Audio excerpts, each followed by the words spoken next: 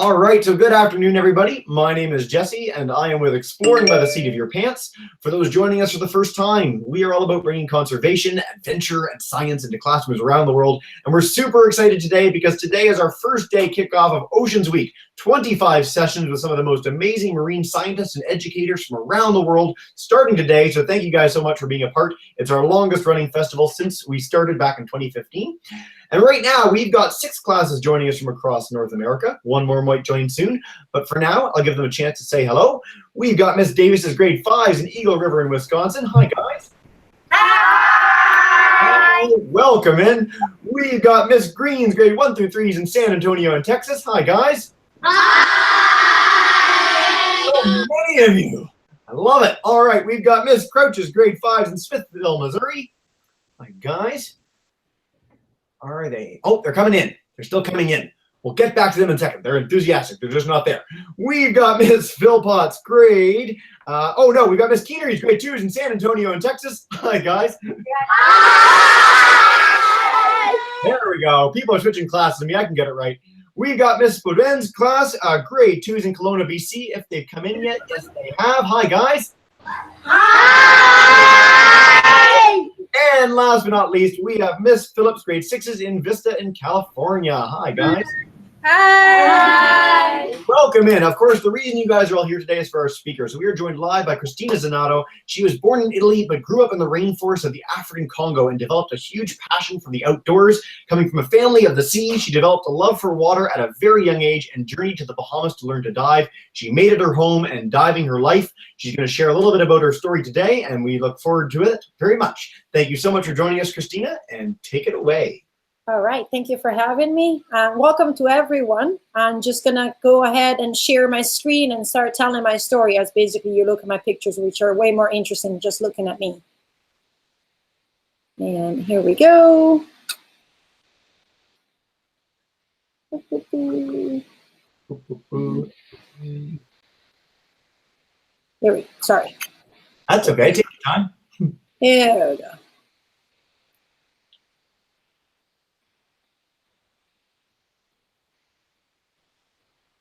All right. Perfect. So this is what I'm going to be talking about is the sharks and their world, or what I call it, the shark world, which is basically all the oceans in this on this planet have basically, besides the Antarctic, sharks in it. So I consider that more their world than our world. I've been diving with sharks and living in the Bahamas for the last 25 years, which makes me, I know in your eyes, extremely ancient. But I always had basically a love for sharks, and I had the opportunity to come to the Bahamas and working with them. So I actually left everything I had behind to come here, and that's where I've been for all those years. What do I do? Part of my job is actually to work with Caribbean reef sharks, which is the one you see in the pictures right now, as well as some nurse sharks. But I had the opportunity to dive with many different species of sharks. So I've been in the water with great whites and tigers and bull sharks and blue sharks and makos and whale sharks and white tips and black tips. And I'm not going to sit here because otherwise I'm going to burn all my 20 minutes talking about them. Part of my work is also to feed them. So I wear this special chain suit that prevents me from accidental bites. They're there to eat the food out of my hand, not to eat me. And basically what I do, I handle them in the wild. And part of my work is called shark tourism. So people actually come to see the sharks and to dive with them and to swim with them and even to basically understand them.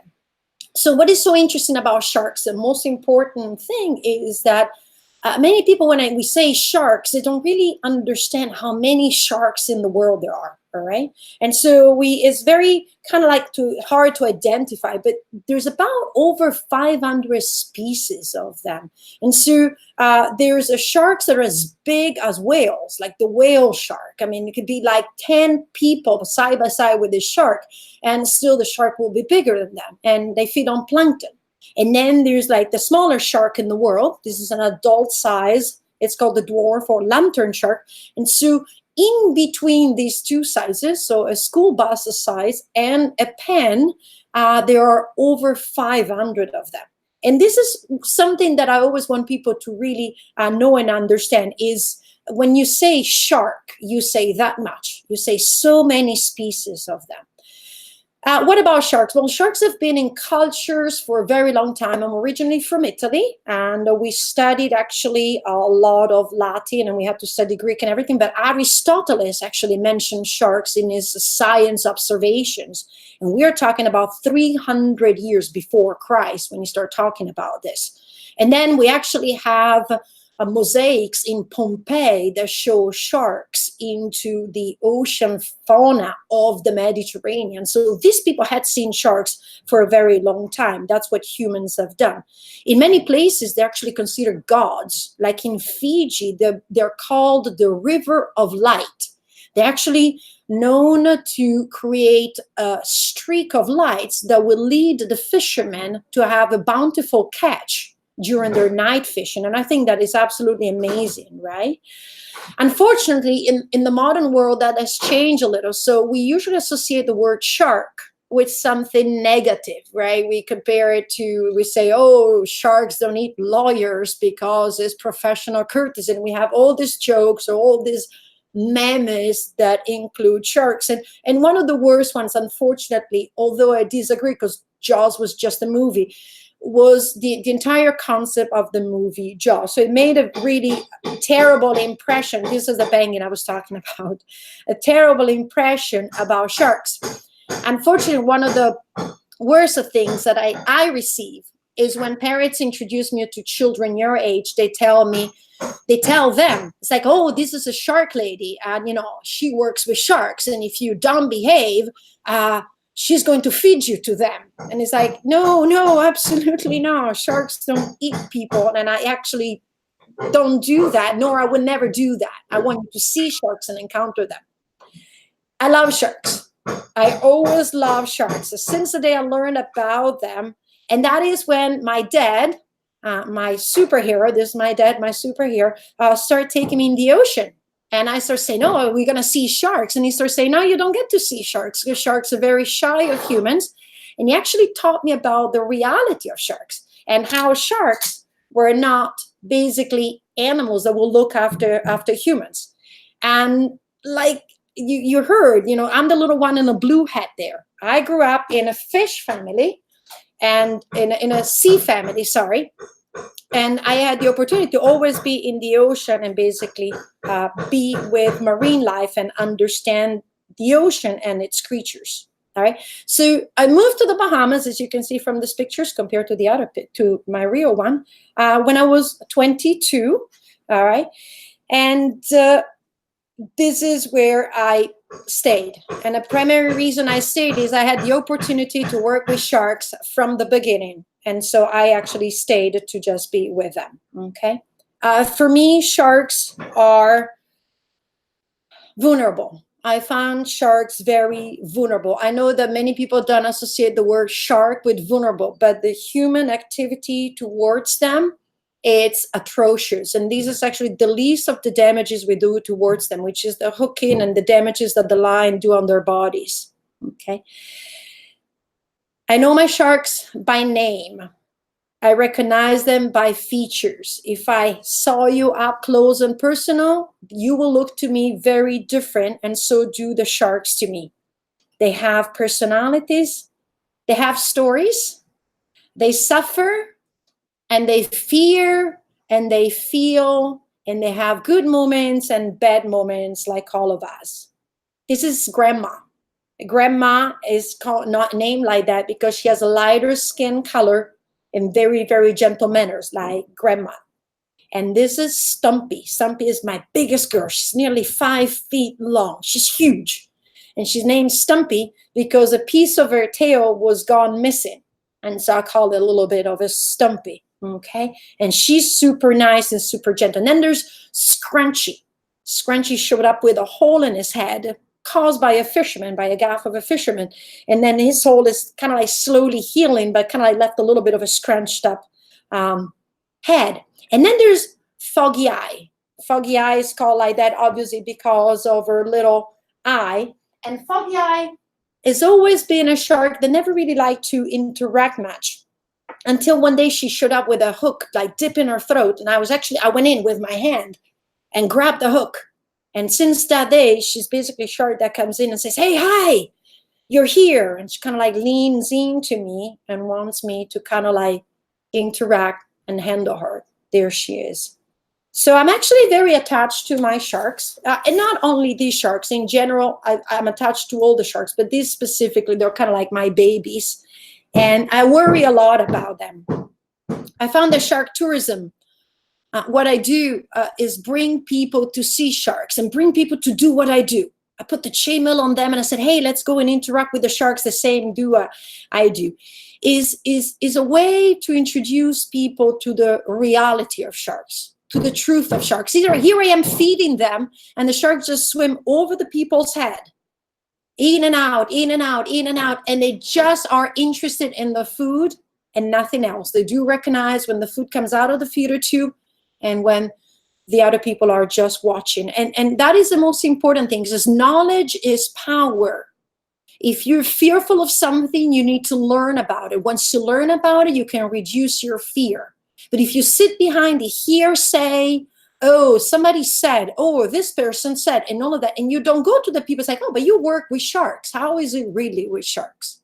Instead of listening to the people that just sit there and write something, then if you have that knowledge, you have the power, and you have the power to really understand and basically make a right decision. And that's what the Bahamian government did. I started with a petition and I said, we need to protect our sharks.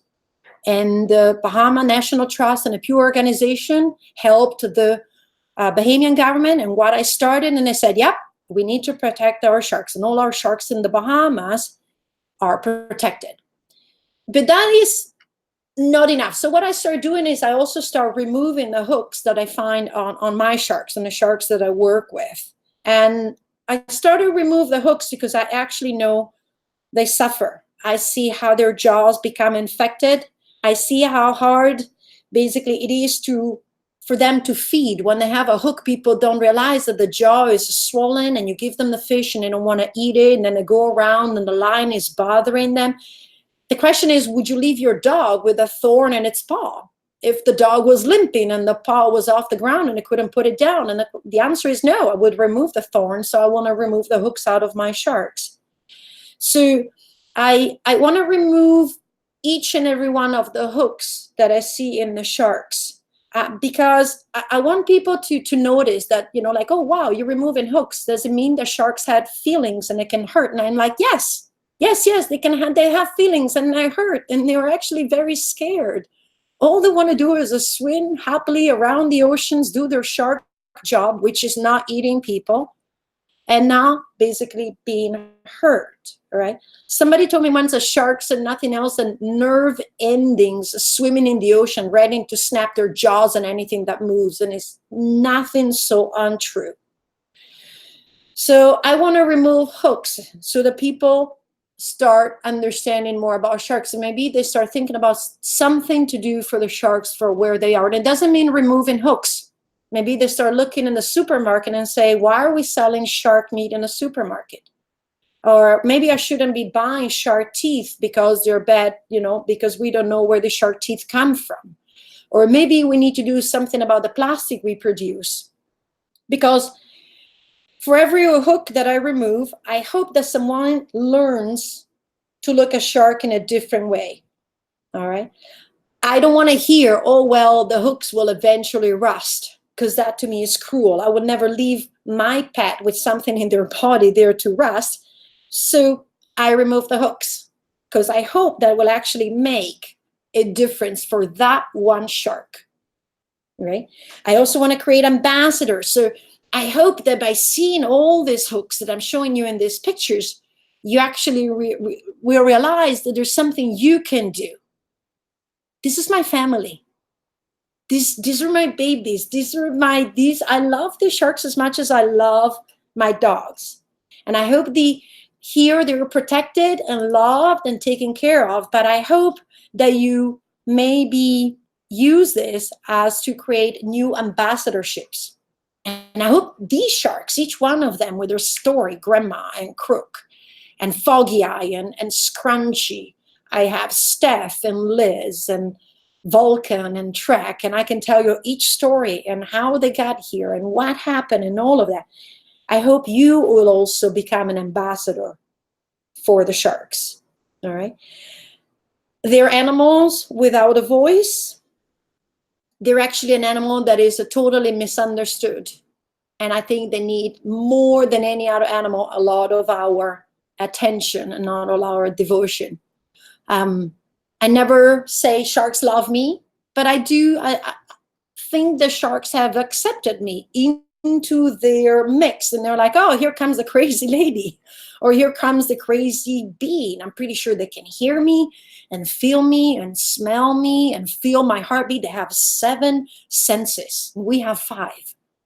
And so I do feel that when I go down there, they're like, oh, here she comes. And so they communicate. And sometimes they come in and I actually able to remove hooks from sharks that I've never seen before. And I don't know how they do that, but sharks that I never met, sharks that I never interacted with, show up with hooks and they come in to allow me to feed them. The saddest part of this relationship is that they're out in the ocean, they're out in the wild. And unfortunately, if they go missing, like when they go underwater and they're not there, I wish I could live underwater. I can't. I'm trying, but I only do about 3-4 hours a day. Sometimes if a shark is missing, I don't know where she is. And so there was Stumpy. She had disappeared for 2 years before she came back. For example, Foggy Eye now has been gone 5 months. So she had a little tumor, unfortunately, or growth underneath her fin. It's a big myth that sharks don't get sick. And I haven't seen her, so I don't know where she is. So it's a little bit sad because I really don't know where they are and what the closure is. But I hope that the relationship I have with them, it's a relationship of love. And what I do is absolutely love sharks and love being with them. And it's a relationship of a little bit of worry. You know, I'm just kind of like, still would like to know what's going on. If something is wrong with them, we don't really have a doctor down there to help them. And every time I leave them down in the ocean, I kind of like leave a little piece of myself with them. So I hope they go swimming around and they can do for me what I can't, which is remaining underwater for way, way longer than the limitation of my scuba gear, you know, the tank and the regulator and everything, and also my incapability of living underwater for many other reasons allows me to do. And so that is part of my work with sharks, creating ambassadors in you guys and creating ambassadors in the sharks for those sharks out there that don't have protection and don't have a voice. So I will continue to help each and every one of them for as much as I can. This is my little girl. This is Crook. She's not my little girl.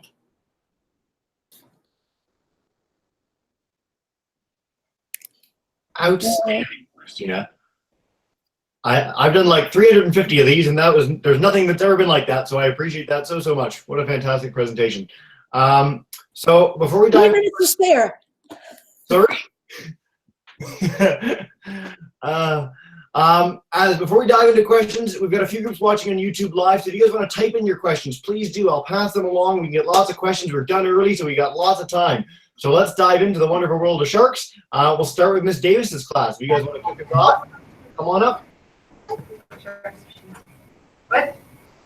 We're asking questions. Did she ask us? Yeah. No. Oh, Yeah, okay. this is Stats. You guys have one? Yep. No? How many hooks have Us? Yeah. Yeah. Oh, what are the senses of sharks? Sorry. That's okay. Anyone have a question in Miss Davis's class? Yes, we do. Sophie, what are the 7 senses?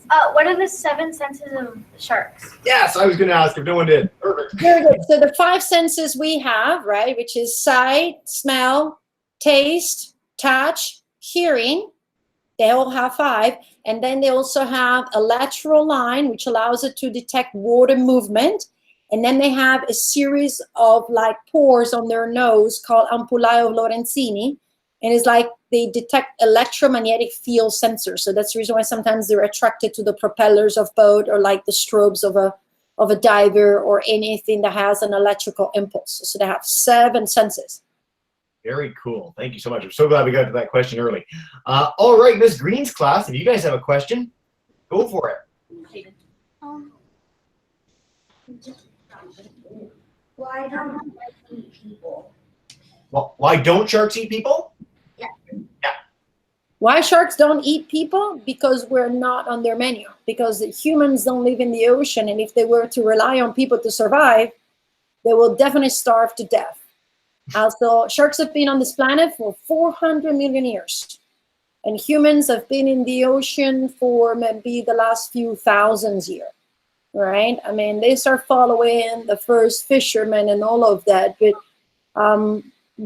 it's a myth. Sharks sometimes bite people because people go in the ocean, and it's an encounter the same as you will get bitten by mosquitoes if you go kayaking in a swamp. And I do understand a shark bite scares people a lot, but it's the same concept. You enter a wild environment and there is an unfortunate risk of an encounter. But if you compare the millions of people that go in the water every day and the few shark bites that there are a year, that doesn't compare. So sharks do not eat people. We're not on their menu. We're not in their taste buds. There's no absolute correlation between humans and sharks.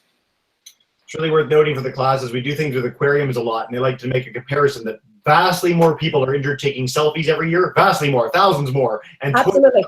year, coconuts dropping on your head, lightning strikes, like all of those things, vending machines falling over on you hurt way more people than sharks every year. So I work with sharks and I get struck by lightning. Yeah. But So never hurt by a shark. I'm glad we got that too. Also, you noted that sharks are 400 million years old, which is fantastic and is way older than the dinosaurs. So one of the oldest groups of animals in the whole world. Thanks, Cristina. All right, Miss Crouch's class, if you guys have a question, come on up.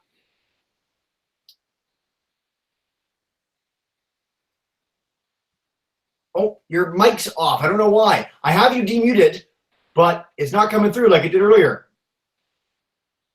No, so that's you're muted. No, try one more time. No. Okay, so try and get it working. In the meantime, if you want to type in a question, top left of your screen, blue square, white lines, you can type in one there and I'll pass it along, okay? But hopefully we get the mic working in a little bit. I'll come back. For now, Miss Keenery's class, if you guys have a question. Bodie, stand up. Stand up. Come up to the front. Come up to the front. Look at the camera. Look at the cameras up there. Why are sharks shy? Why are sharks shy? Why are sharks shy? Yeah. In general, because we are a foreign presence in their world, something that they're not familiar with. I imagine when sharks see us, they kind of like go through a file folder, right? They'll open up their folder and they'll go, what is that creature? Oh, I never, I was never transferred to me my genetic code what that creature is. So here we go in our big size, which are pretty big. There's quite a lot of sharks that are actually way, way smaller than we are. There's more sharks that are smaller than humans and sharks that are bigger than humans.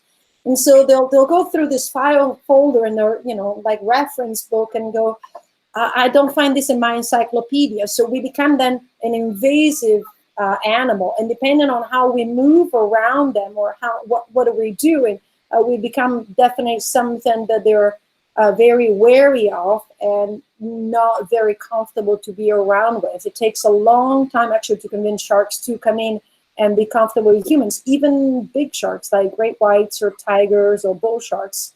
It is very much a myth that people think you hit the water and the sharks will just come and show up and all of that. It's so hard to convince them to come close. And that's where shark tourism started, is people will go diving or swimming or freediving. It's like, oh, I want to see sharks. And all you saw was a tail disappearing in the blue as the shark said, yeah, and I'm out of here. So that where our shark tourism started and became something very positive for the sharks. It would be best if we didn't need shark tourism to keep sharks alive. But shark tourism in many countries, Fiji, Bahamas, Palau, just to give you a few names, have realized that it's better to keep them alive and bring people to see them every day than to actually fish them. A live shark has literally 1 million more value than a dead shark. And so the countries went, well, we can protect them and have shark tourism. And then they turned around and was like, hey, look, the ecosystem is also healthy. And so all of a sudden it just clicked that you can actually keep sharks alive, have more fish, and have tourism all in one circle. But sharks are definitely not something that are very comfortable with humans. We're an invasive species for them in the ocean. Very cool. Great answer. All right, let's head to Kelowna. If you guys have a question, Ms. Baudin's class. Aurora. Come on up. And Pat. Aurora, stand up. Aurora, go ahead. How long do tiger sharks mate for? How long do they mate for, tiger sharks? Mate? Yes. Yeah. They have, I'm not completely sure. I don't have knowledge about all 500 species. But usually their mating season on the northern hemisphere is in the summertime. Most of the shark species mate around this time of year. June, July is coming up. And the reason why we know it is the sharks start showing up with bite marks. Sharks don't have hands to hold on to each other while they mate, so the male will hold on to the female with his teeth. And female skin is actually thicker than male skin for that purpose. So once we start seeing the sharks showing up with biting marks, my girls just started having few biting marks, then we know the mating season starts. Again, I don't have all the data, but quite a lot also depends on water temperature. It might start a little bit earlier, a little bit later, depending on the time of year. One year went all the way almost through the middle of August, I remember, which was really, really late. So it depends quite a lot of factors. Very cool. And I love that very researched question ahead of time and great answer. Actually, on shark mating, one of the things the classes might not know, Cristina, can you tell us a little bit about shark babies and how they come out of the mother? So the two unique things that sharks do is they have, most of the fish in the ocean do what it's called spawning. So they just release eggs and sperm and, best of luck. But male and females in the shark world actually select each other. And then the babies come out full version of an adult. So they're like miniature of an adult. They don't have like features that make them look like a cute puppy. They're just miniature sharks. And they have no parental care whatsoever. There's no shark that gives parental care. So the shark is totally independent from birth. Depending on the species, it could be out in a kelp forest or into the mangroves or out in the depth of the oceans, obviously depending on which shark. The shark is kind of like left to figure out everything on its own. But for me, the most curious part of sharks is actually sharks can give birth in all three methods known by nature. So while, for example, all bird species lay eggs, actually sharks, some species of sharks lay eggs, and some species of sharks keep their eggs into their uterus, and some species of sharks actually give live birth with an umbilical cord. So that is, for me, is even more fascinating, is that they have these different unique methods. Awesome. I'm so glad we got to that. All right, before we go to our last question in our first round, Ms. Crouch's class. Again, I don't think your mic is working, so just the little blue square top left of your screen, you can type in questions there, or you can do it in an email to me and I can pass along. No matter what, we want to get a couple questions from you guys, so please do check that out. I'm sorry the mic's not doing it. But let's go to Miss Phillips' class, if you guys have a question. We have to go. I have a question. Okay, we have two questions coming up. Yeah, let's start with one and we'll come back. We're going to do multiple rounds of these. We're ripping through them, so. Okay, go ahead. All right. How could you tell if the shark is a female or a male? Oh, that's an excellent question. It's very easy. When you look underneath their bellies, they have the two pectoral fins, the one that the airplanes copied from the sharks, right? And then they have an extra set of fins. It's called the pelvic fins. A boy has two extensions, white extensions, sausage looking like. And then if you look, you can't see the extensions and you just see the two fins with the genital slit, that's a girl. So they're actually one of the few fishes in the ocean you can actually swim by and go, yep, that's a boy, that's a girl. We're in many other species like groupers, parrotfish, damselfish that you can never tell who's who. I like how in your mind as a shark researcher that the sharks, planes copied sharks as opposed to birds. That's very biased and I love it. All right, we've got some questions from Miss Price's class in Mundelein, Illinois. So this is a tough one. What is your favorite kind of shark you've seen? No pressure. No pressure. To be honest with you, I am going to be very biased, and it's my sharks. My sharks, because I know them on a deeper level. I love their personalities and how they are and who they are. And I know a lot of people, for example, I have friends that work with tiger sharks and don't like the Caribbean reef sharks. They find them very, like pushy. But I think one of the most beautiful one, and this is, by a stretch, because they're all glorious, but there's the blue shark. Oh, yeah. The blue shark is this iridescent blue color that no matter, there's very few pictures out there that give justice to a blue shark till you see it in the water. And what they have is a little dub of gold right on the top of the snout, right here. And it's really, really cool. The first time I saw it, I'm like, oh my God, look at that gold. And I said, yes, they always have it. And the pictures can't capture it. But when you enter the water, you can see this gold on the top of all this blue. And it looks like the shark was about to get out of the house and goes, and I forgot a little bit of dab of gold on my head. And just from its long fins and this iridescent blue and this little dab of gold, I absolutely love the colors of a shark. I'm going to be a girl here. I wish I could have a dress of that color. It's funny, we talked to a lot of shark researchers, and consistently people say the blue shark, but no one has ever described it like that. So thank you, that was marvelous. Actually, quick follow-up from the group online. They wanted to know, how many sharks do you know personally? So if your sharks are your favorite, is there a set number that you know really well?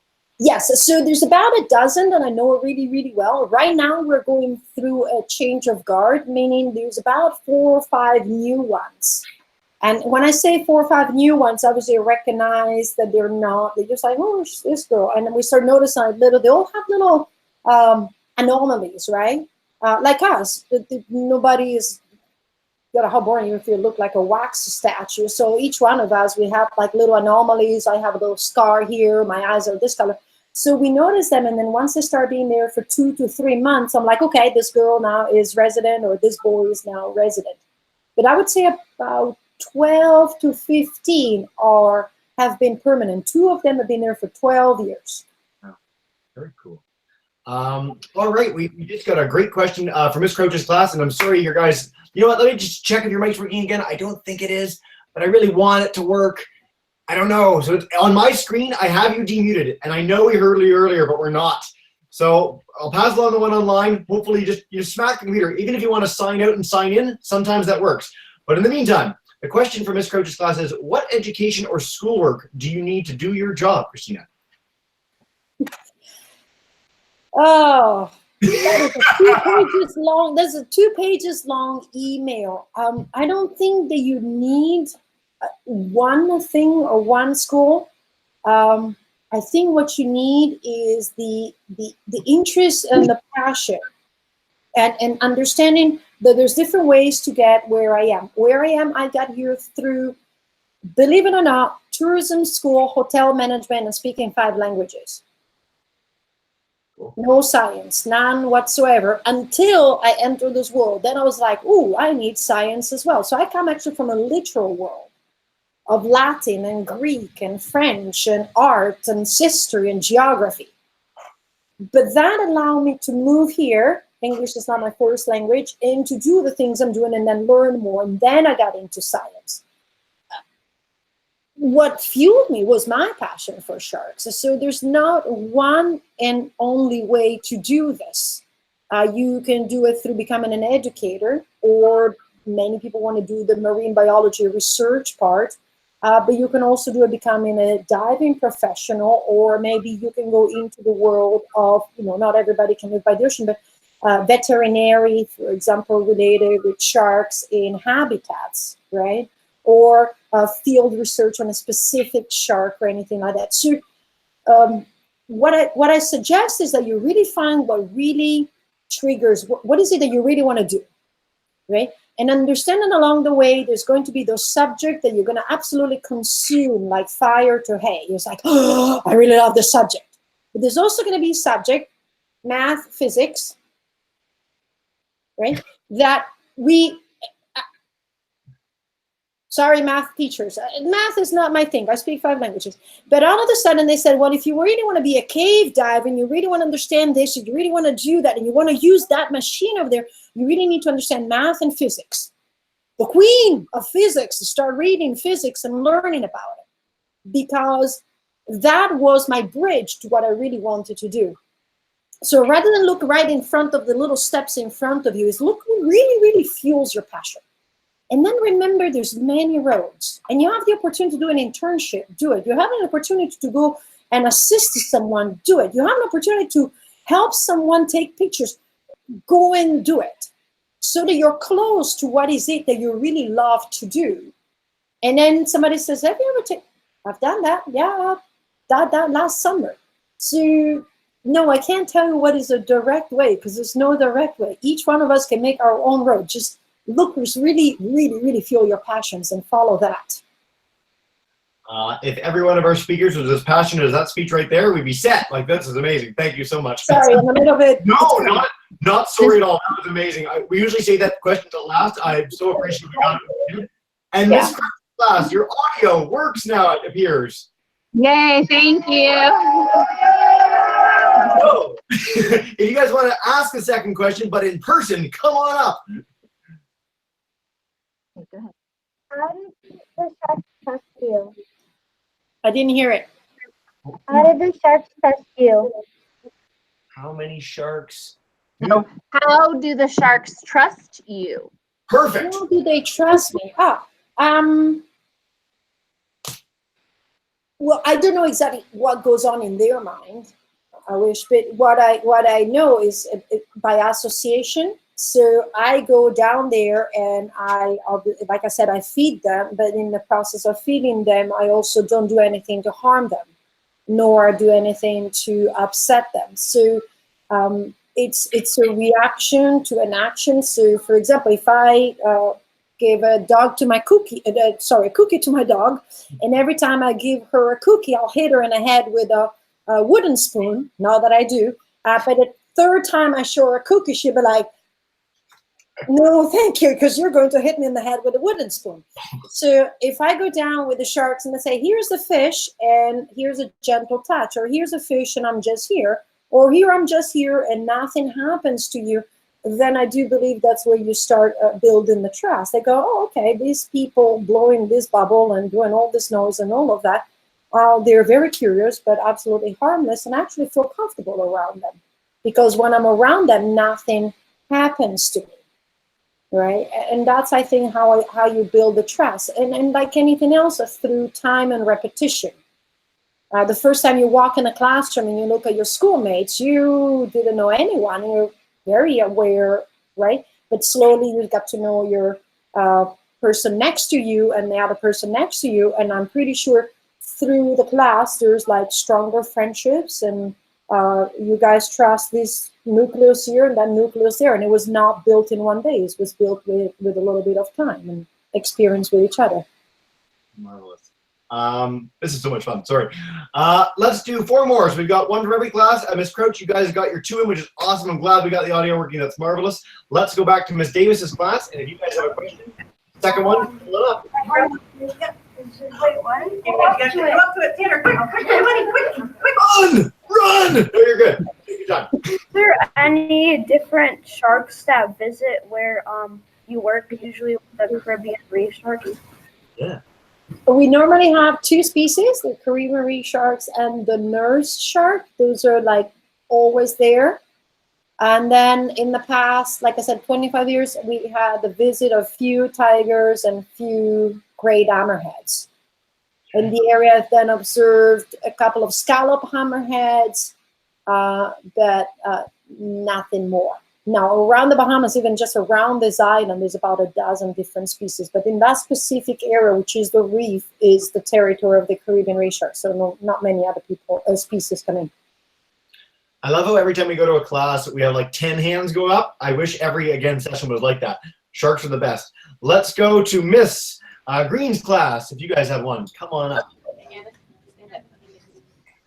Let's ask a question. Are sharks colorblind? Are sharks colorblind, Christina? Oh, that's a very good one. So it was believed that they were, because they thought they only had rod cells, and rod cells in their eyes. Basically, they can detect shape and movement. But actually, there's few species, and unfortunately, I have complete ignorance on that one. But they start finding cone cells inside sharks' eyes, so they do have a certain capability of recognizing certain colors. Now, one of the things that I've noticed, like you ever heard the joke yum yum yellow, or at least we have that with divers. Sharks are indeed attracted but to lighter colors, which is usually the whitish and the yellowish and stuff like that. And I do believe some of that is dictated by the fact that usually the color of death in the ocean is into the lighter color, because when a fish died and decomposes, it gets like bloated and all white. And so they might be attracted to lighter colors because it does resemble more like death or injury, which is what sharks are designed for, coming in to clean up whatever is left over that cannot belong to the oceans anymore. But they do see some colors. Excellent. We've got a quick question online, and that is, how many hooks have you removed from sharks? Way too many, over 300. Hold on a second. There's a box full of hooks. Box. Wow, look at that. And this is before I start giving them away. Okay. And some of them are huge. And over 300 is a tremendous and unsettling and unfortunate number. And I'm sure, you have many sharks that you'd like to have gotten hooked out of that, didn't come close. Or there's many that I'm not able to remove because maybe these are the worst ones. They're so heavy. This is like a 2-pounder. And so this is stuck into the flesh and then tears the side of the shark. But the unfortunate part is the 300 in the 25 sharks that I interact with. Yeah. So a little bit is a shark's fault. Sharks will be sharks. And if you hook up a fish, they'll go and try to get it. And so they'll end up with small hooks. So these are like small hooks that are not really for sharks. They're more like for fish, and they end up in the shark's side. But unfortunately, although sharks are protected, I wonder if there's people out there trying to, sport fish for shark just for their entertainment, because this is a big hook. But about 300, I would say, if not more. I didn't start removing hooks right away. In the beginning, I needed to learn to trust that I could do that without, like the animal is suffering and has pain. And I needed to see that they were capable of letting me trying to remove the hook, although they had pain.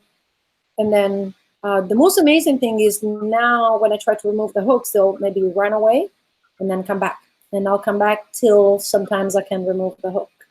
And so that is the deepest part of the trust. Although it hurts when I try to remove the hook, they'll swim away and then come back and swim away and come back and swim away and come back. Never stop till the hook comes out. Yeah. Very interesting. Thank you so much for that. Great answer. All right, we'll do last 2 more, guys. So Miss Keenery's class, if you guys have a question, come on up. Everybody's got a question. How do you choose? Nobody knows. Okay. When you met sharks, afraid of sharks, when you took your very first adventure? Were you afraid of sharks when you took your first adventure? Yeah, I thought that's it. Great. Oh, no. I actually was lucky enough, thanks to my dad, not to be afraid of sharks. I was curious about sharks. I always wanted to see sharks. And I remember my dad saying, we're not going to see sharks. The sharks don't like humans. My dad comes from the ocean world. He's always been in the ocean. So I had these beautiful stories about octopus encounter and that encounter. And he said, oh, have you ever seen sharks? And I was like, no. And so I never been afraid. I was more fascinated and curious. The first encounters I had are here. I had to come all the way to the Bahamas to actually encounter sharks. And that's one of the message. If you are lucky enough to see sharks in the oceans, consider yourself blessed because they are so precious and so rare in a certain way and so hard to see that if you get to see sharks in the ocean, that means you're actually looking at a healthy ocean as well. Outstanding. And before we go to our last question, I just want to highlight for kids, 3 of our classes currently, you guys are old enough to actually learn to scuba dive. So once you're 10, you can start in the process to learning to scuba dive. I highly encourage you to do it. I just learned like a month and a half ago. It's like one of the best things I ever did. So go out there and do that when you can. 10 years old. All and right. You can dive with sharks with me when you're 10. Perfect. That's You cool. can come to the Bahamas and dive with us, and we'll take you seeing what we do. Can't wait. All right. We'll finish off with one last question from Kelowna. If you guys want to end us off, come on up. So, how deep can a blue shark swim? How deep? I have honestly no idea, but I know it's a pelagic shark, so I'm pretty sure it can go quite deep. The answer to that is more, I'm pretty sure it can go easily to 1,000 feet, if not 2,000 feet. I honestly don't know the correct answer, but the blue shark is going to go where it's more suitable for the blue shark to actually find what it's looking for. So it's either going to be trying to look for food or for a mate, or, for example, a safe, comfortable place where to cruise around when it's not doing anything else, just swimming in the ocean, minding his blue shark business. So the depth will be dictated by all those factors. So they actually are known to transit from deeper depths at night and come shallower to hunt, for example, on squid and things like that, and then go back to the deeper depths during the day. They also fairly more cooler water kind of sharks, provided I'm in the Bahamas, so anything below 75 is extremely cold. But blue sharks love like water in the 60s and below. So you're not going to find them in warm tropical waters. You're just going to find a little bit cooler water. Awesome. Well, great answer. Great question. See, you started that with, I don't really know, and then you answered with this huge long answer. That was brilliant. Story of the hangout. So before you wrap up, Cristina, is there any last message you want to share with kids about how they can learn more about sharks, get involved, get engaged, get in the water? What can we do as classes? As classes, no matter where we are, because I heard some of you maybe are from landlocked areas and all of that, is you want to look at sharks as a whole health for the ocean. So my biggest recommendations is start looking in how you approach your daily lives. You know, start working into reducing, for example, your plastic consumption. Start using continuous use aluminum water bottles. If you pack your lunch, make sure that it's a lunch that is packed into a box that you can take home and wash and do again. If you go grocery shopping, start convincing your parents to use canvas bags instead of taking the plastic bags from the grocery stores. If you start doing like your parents do coffee, there's now places where you can refill your coffee cups, so you can use this kind of cups instead of using another one. Say no to straws. I know you're maybe that age. Say no to party balloons. When somebody wants to do a party for you, says, absolutely, I don't want balloons, because balloons released in the atmospheres most likely end up, I collect every time I walk the beach 20 to 40 balloons per time I walk the beach here in the Bahamas, taken from the ocean currents. So start playing with different kind of things, even the balloons that you throw at each other. And if you're walking somewhere, you're in the woods and there's maybe a little bit of trash, pick it up. Because if you don't pick it up, it's going to end up somewhere into our food chain anyway. So it's going to end up either in the water and all of that. Depending on your age, you can actually start asking. There's people your age that are actually telling the world you need to change the way you consume, right? So start looking into that if you want to do that and change. But don't do all at once.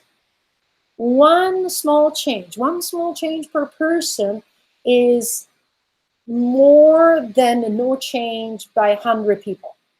So don't feel like, oh, but I can only do this. It's like, excellent, just do that, right? If every time you go and have a soda, you say no straw, that is fantastic. If every child and every person in this world, if all 8 billion of us have said no straw, then we wouldn't have the issues with straw that we have been having. Right, so small things like that. There's a beautiful company, I'm pretty sure you heard as well. It's a Shark for Kids. There's a lot of educational programs about sharks. I am always available to do more in individualistic, like Skype classrooms. I have a presentation called the 10 Most Asked Questions About Sharks, where I talk about all their senses and all the things they do. So go to the people that work with sharks.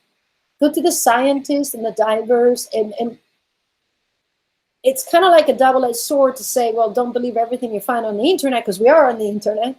But rather than just reading things or listening to the news, to say, well, I want to know something about sharks. So find the people that are in the water with sharks. Find the scientists that are working with sharks and send them the questions so that you actually get a real answer, a true impression of the sharks. And I say that all the time because when I post things, I see all these comments of these people, oh, the sharks is going to turn and do this. It's like, well, no, here I am, 25 years proof of what you're saying is incorrect. Yep. Right? So science, like many other things, is based on empirical exposure. Well, here I am. Right? So go to those people and ask those questions. Quite a lot of us out there, and we're very, very happy to answer those questions. Outstanding. Cristina, what a marvelous hangout. Thank you so much. What we do at the end of every session, as you'll know, I'm going to demute everyone's microphone. So boys and girls, if you guys could get ready and join me in saying a huge thank you to Cristina, Miss Davis, Miss Green, Miss Keenery, Miss Baudouin, Miss Crouch. All you guys' mics are demuted. Go for it.